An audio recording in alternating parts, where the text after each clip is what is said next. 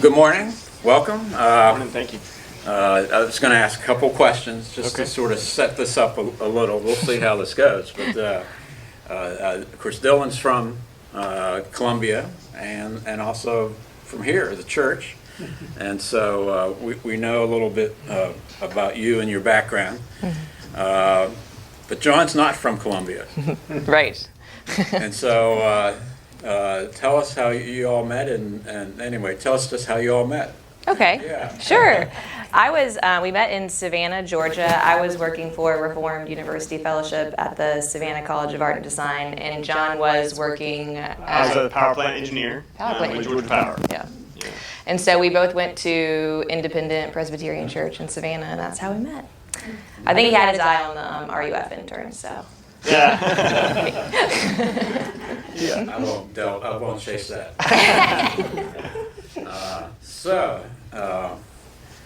When you all first met and began to get more serious and talk about life and life together, was serving on the mission field even part of that discussion?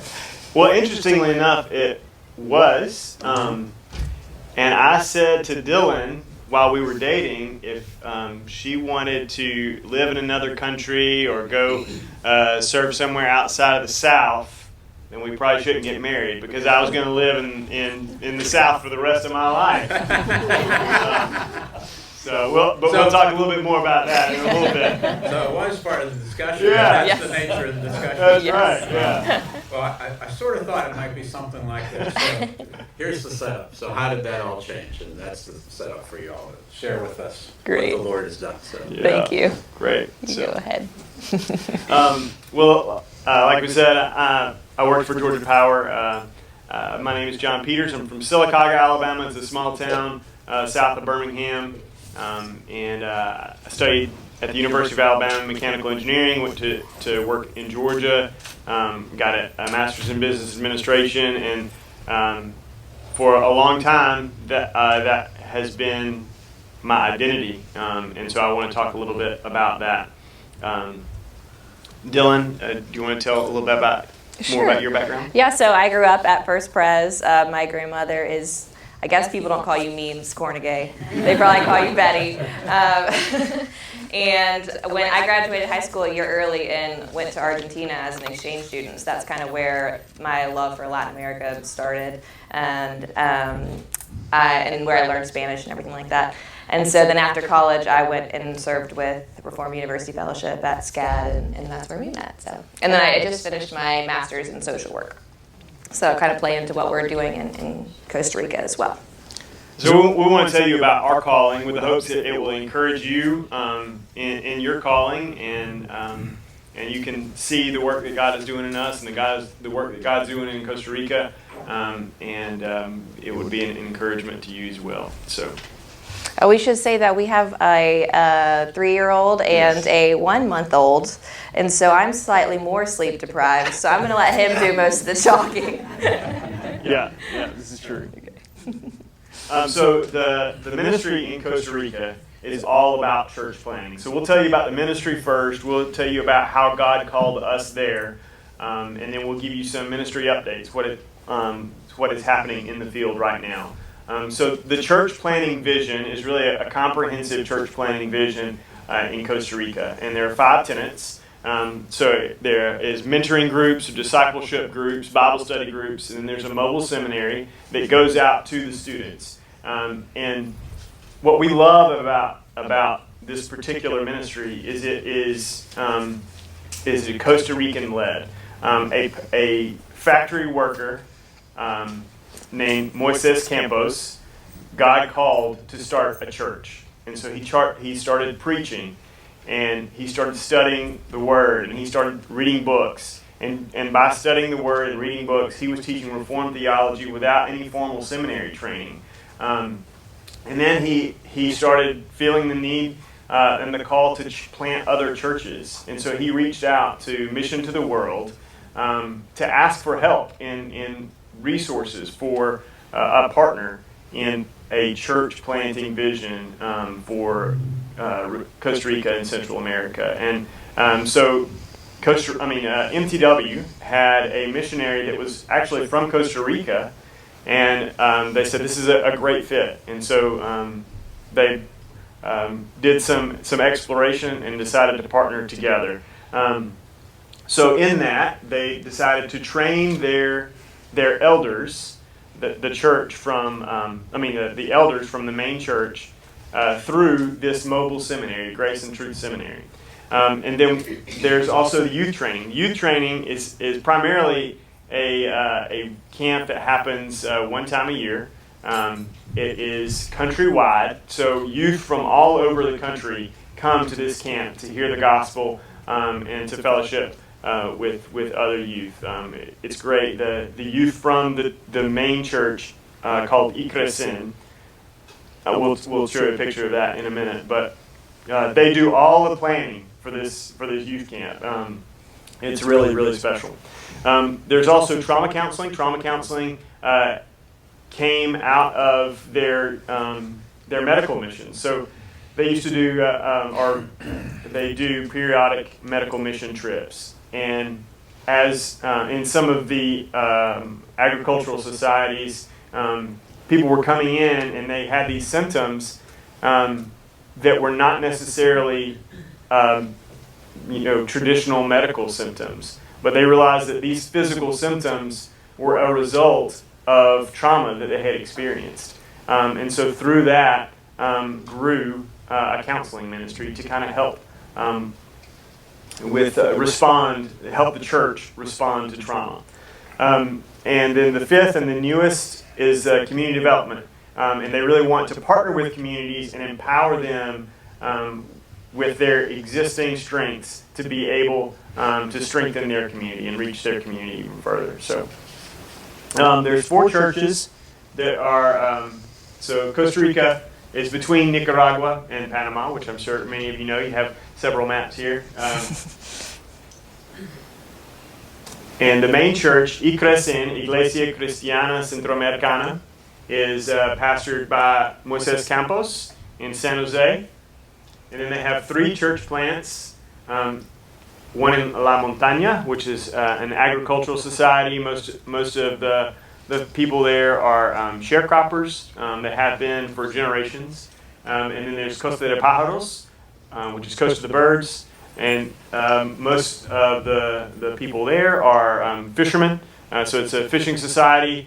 A lot of alcoholism, abuse, and it's just a really hard-hearted society. It's a hard place to be. And one thing that they ask for prayer there is that they're currently without a pastor for this church. And so, but that church continues to grow, and the people there continue.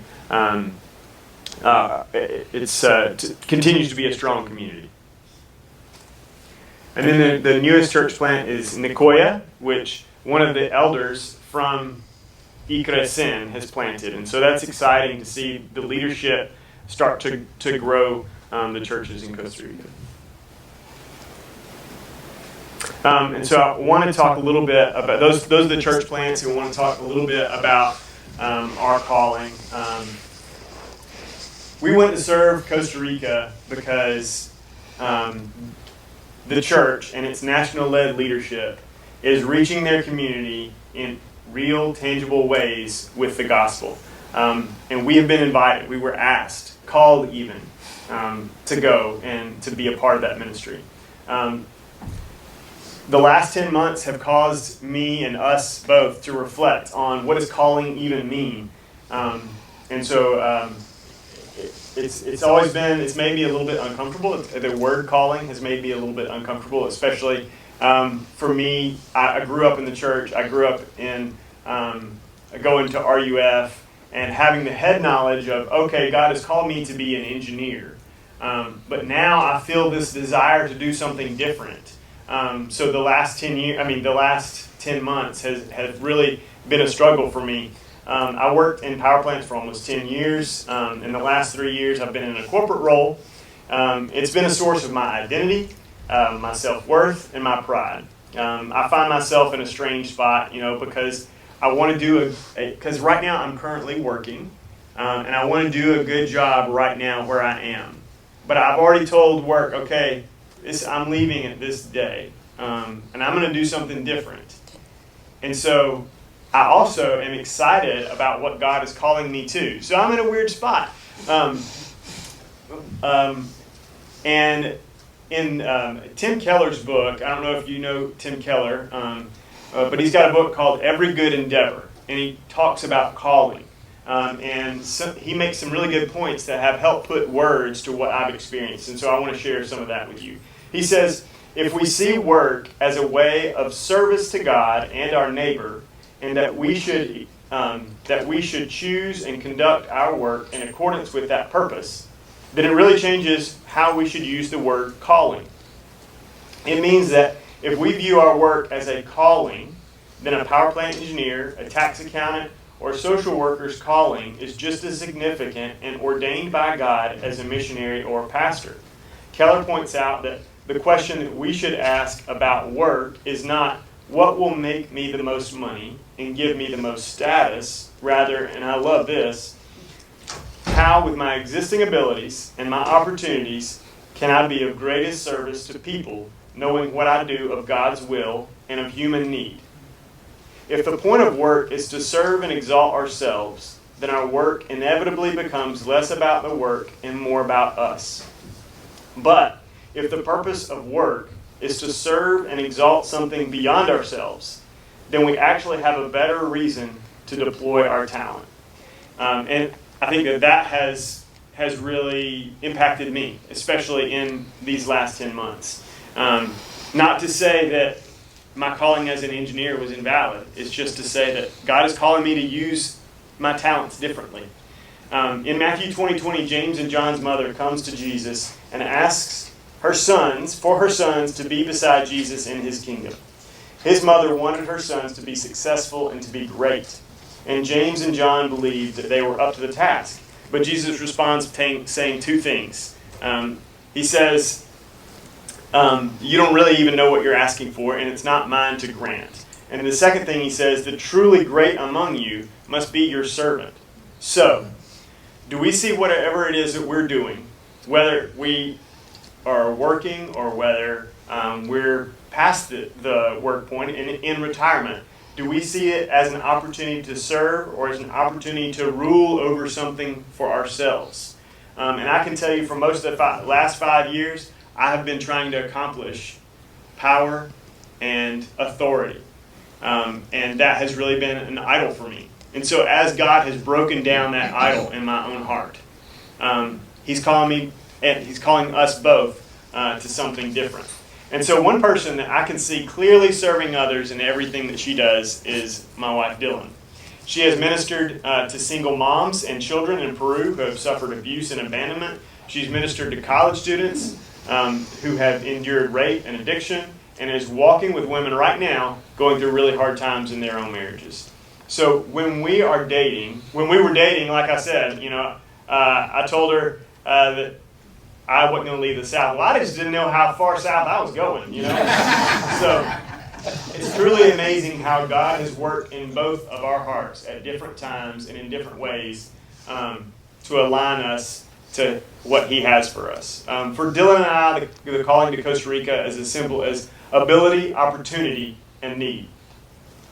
He's given us the ability, He's given us the opportunity, and He presented us with this need.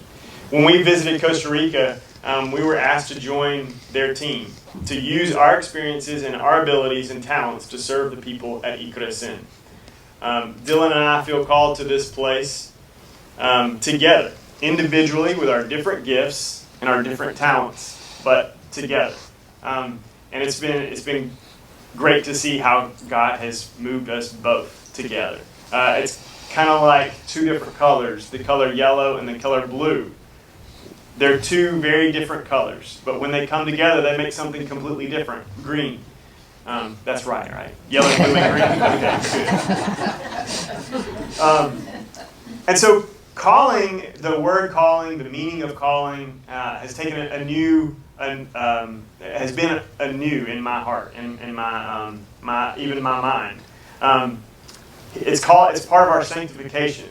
He is calling us to a new thing, calling us to sanctify, to be a part of that sanctification, to be a part of the renewal of our world. It's really exciting to see how God is working in our lives. So through the past 10 months, we've had feelings of inadequacy and unworthiness, as well as fears of, how are our children going to respond, and, leaving security, leaving our lifestyle. We just didn't wake up one day and feel the call. It didn't happen that way for us. It was one step at a time, and it started with a short-term trip. It was just 1 week. It started. Our church was going on a mission trip, and some people dropped out, and Dylan was able to go at the last minute. And it was just one step at a time that God moved both of our hearts toward this place. And it's been amazing to see how He has brought mentors in our lives. He's brought the trainings have lined up according to this timeline. The birth of children have lined up according to this timeline. It's just been amazing to see how God has worked. So enough about us. I wanted to tell you a little bit more about the ministry and give you some updates of what God is doing there. So this is this is a couple pictures from the youth ministry. This is at La Montaña, and a couple of the guys in the Bible study, and one of the missionaries there now said that there's a new addition to that group just about every month, and they take it serious. One of the guys even was worried that he shouldn't go to the group because he had not done his homework. So he almost didn't go. Of course, they said, no, you should always come. But, that's just how serious they take it. It's also been great to see the youth of the church in San Jose come and visit the youth on the coast and encourage them. There was also a regional pastors conference. One thing I didn't mention is that the pastor at Icresen, Moises Campos, he was the first ordained pastor in Costa Rica to be a part of the Reformed Church of Central America.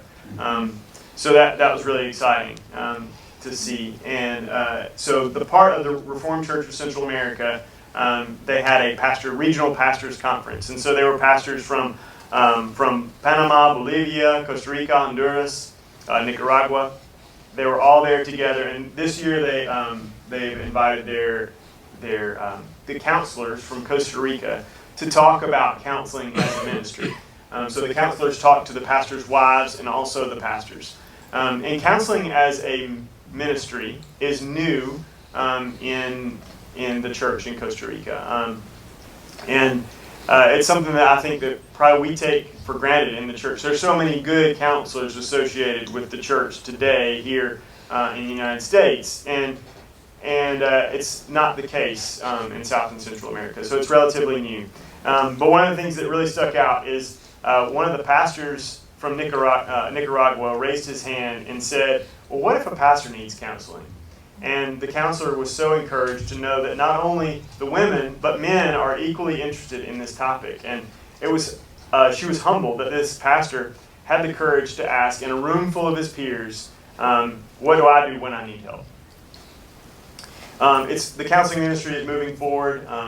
There's some training that MTW is training lay counselors in Costa Rica. It continues to grow. There are an additional 2 people from Costa Rica who have expressed interest, and so that's exciting. So we ask that you pray for Costa Rica and for the counseling ministry to grow, to continue to grow, and for the hearts of the youth as they search for a pastor in Costa de Pájaros. And so that brings us to our roles. I will be mentoring the youth and discipling youth in San Jose at the church Icresen. And then Dylan will be working with the counseling ministry, and together we'll also be reaching out to college students to bring new college students into the church at UCOSN. So for us, let's see. So this is kind of our timeline. We started this journey in April of 2018. And we did the first training in September. Our baby was born in January, Brinley Lane, and she is 1 month old tomorrow. No, 5 weeks old. 5 weeks old tomorrow. Man, time flies. So July we'll go to our final training, and that will be 1 month long. And then in August we hope to mobilize to Costa Rica. And like I said, it's been amazing to see God work. Our house goes on the market on Monday, so we'll be selling our house. And our realtor called me yesterday and said that she's already had 4 inquiries about it, and one person wants to view it on Monday afternoon. So that's pretty incredible to me because, it's just I have a hard time believing that our house is going to sell. So I have a hard time trusting and not being in control. We also want to show you a video, but before we show you a video, I want to leave some time for questions and see if there's any time for questions or see if there's anything I missed that you would want to share. No? So your language skills, how good is your Spanish? My Spanish is not very good. I had 2 years of high school and 2 years of college, but I'll be in language school for the first 6 months, so that will be my responsibility, my job. The Spanish school in Costa Rica. That's right, the Spanish school in Costa Rica. Yeah. But Dylan speaks very good Spanish. She majored in Spanish in college and lived in Argentina and Peru. So she's very good Spanish. When you talk about call, I just happened to have yesterday an in-depth conversation with a young guy about call and some of his concepts of that. You said somebody called you. Who called you, and how did that come about? And were you just kind of left on your own to say, God is calling me, or did somebody lead you that way, or how did that all come about?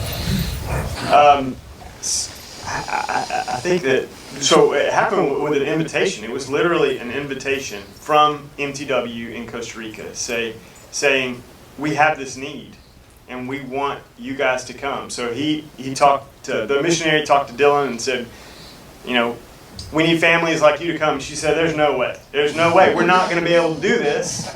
We have a great life, and my husband is an engineer, and he loves it.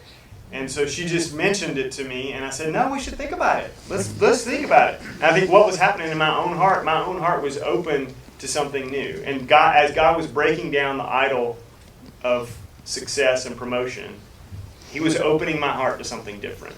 And so we prayed. We just talked one step at a time. We talked to some other missionaries to say, what's going on? Is this what and they said, one of them said to me, calling is ability, opportunity, and need. And if you guys have the desire to go, if the need is there, then God has provided the ability, opportunity. And so we just took it one step at a time.